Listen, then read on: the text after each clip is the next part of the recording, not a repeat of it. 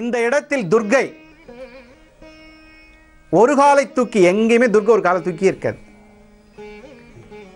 அந்த துர்க்கை ஒரு காலை தூக்கி பக்தர்களை வரவேற்கும் வண்ணம், வாங்க என்ன பிரச்சனை, அந்த பிரச்சனையை தீர்த்து கொடுக்க தயாராக இருக்கும் தாயாரை வணங்குவதும் துர்க்கை இந்த ஸ்தலத்தில் அப்படி இருக்காங்க. துர்க்கை தன்னுடைய வலது காலை முன்பக்கமாக தூக்கி வச்சுருக்க மாதிரி இருக்கும்.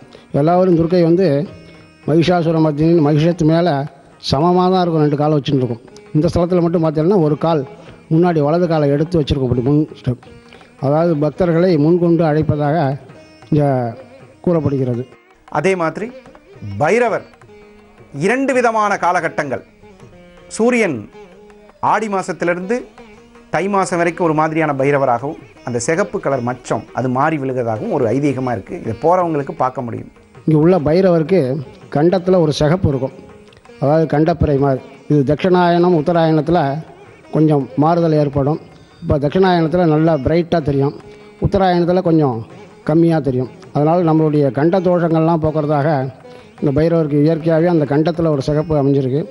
அதுக்கு நெய், அதாவது இலுப்பை தீபம் தான் இங்கே விசேஷம். இலுப்பை எண்ணெயில் தீபம் ஏற்றி வழிபடுதுங்கிறது இங்கே முறை நடந்து வருகிறது.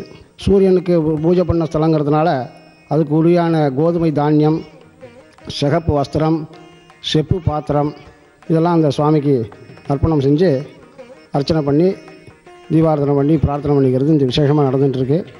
மக்கள் கார்த்தால 6லேருந்து 7 ஞாயிற்றுக்கிழமையில் சூரிய ஓரையில் இங்கே நிறைய பேர் வழிபட்டு பலன் அடைஞ்சிருக்காங்க.